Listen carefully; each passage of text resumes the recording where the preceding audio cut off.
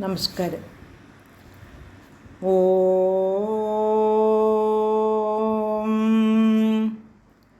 ഓം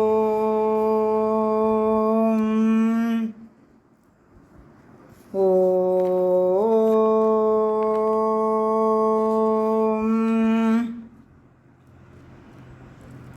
സർവമംഗളമംഗല്യേ ശിവേ സർവാർത്ഥസാധികേ ശരണ്യേ ത്രയംബകേ ഗൗരി നാരായണി നമസ്തുതേ. ഓം മഹാദേവ്യൈ നമഃ. ശ്രീമദ് ദേവി ഭാഗവതം ദ്വിതീയ സ്കന്ധം അധ്യായം 3.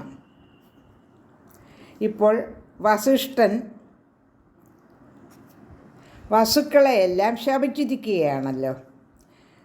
തൻ്റെ നന്ദിനിയെ അപഹരിച്ചതിനാൽ എല്ലാവരും മനുഷ്യ യോനിയിൽ ജനിക്കേണ്ടി വരുമെന്ന് ശപിക്കുന്നു. അപ്പോൾ വസുക്കൾ മുനിയെ തന്നെ ശരണം പ്രാപിച്ച് ശാപമോക്ഷം യാചിച്ചു. വസിഷ്ഠമുനി അപ്പോൾ പറഞ്ഞത്, ഓരോ വർഷവും ഓരോരുത്തരായി നിങ്ങളെല്ലാം ശാപവിമുക്തരാകും.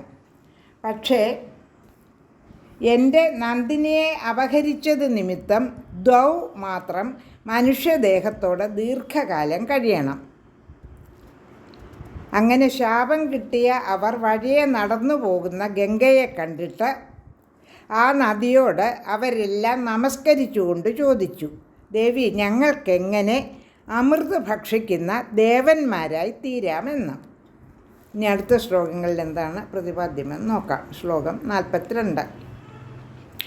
മാനുഷാണാം ച ജഠരേ ചിന്തേയം മഹദീഹിന തസ്മാത്വം മാനുഷീ ഭൂത്വാ ജനയാസ്മാൻ സരീധ്വരേ.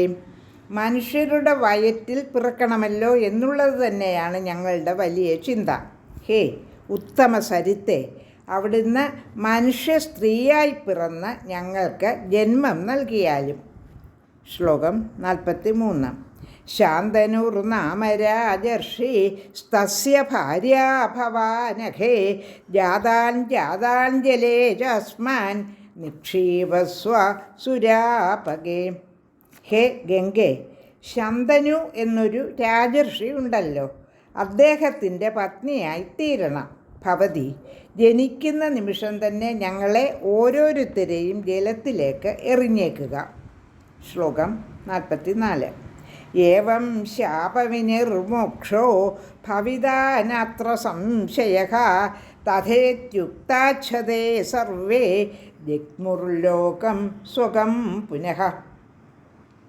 ഇങ്ങനെ ശാപമോക്ഷം കിട്ടുമെന്നതിൽ സംശയമില്ല. അങ്ങനെ ആവട്ടെ എന്ന് കേട്ട് അവരെല്ലാം തങ്ങളുടെ ലോകത്തേക്ക് പോയി. ശ്ലോകം 45.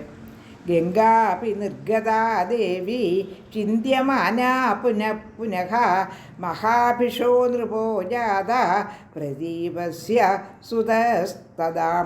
ചിന്തയിൽ വീണ്ടും വീണ്ടും മുഴുകിക്കൊണ്ട് ഗംഗയും പോയി. ഇതിൽ പിന്നെ മഹാഭിഷൻ പ്രദീപൻ്റെ പുത്രനായി ജനിച്ചു. ശ്ലോകം 46. ശന്തനുർനാമരാജർഷിർ ധർമാത്മാ സത്യസംഗരഃ പ്രദീപസ്തു സ്തുതിം ചക്രേ സൂര്യസ്യാം ഇത തേജസഃ. അവനാണ് ധർമാത്മാവും സത്യസന്ധനുമായ ശന്തനു എന്ന രാജർഷി. അമിത തേജസ്സായ ആദിത്യനെ പ്രദീപ മഹാരാജാവ് വാഴ്ത്തി സ്തുതിച്ചു. ശ്ലോകം 47. തദാച സലിലാത്തസ്മാന്നിസൃതാവരവർണിനി ദക്ഷിണം സാലസങ്കാശം ഊരുംഭേജേ ശുഭാനനാം. അപ്പോൾ ആദിത്യ സ്തുതി ചെയ്തുകൊണ്ടിരിക്കെ ഗംഗാജലത്തിൽ നിന്ന് അതിസുന്ദരിയായ ഒരു സ്ത്രീ പുറത്തു വന്നു. പ്രദീപൻ്റെ പന പോലുള്ള വലത്തെ തുടയിൽ കയറി ഇരിപ്പായി. ലോകാ സമസ്ത സുഖിനോ ഭവന്തു.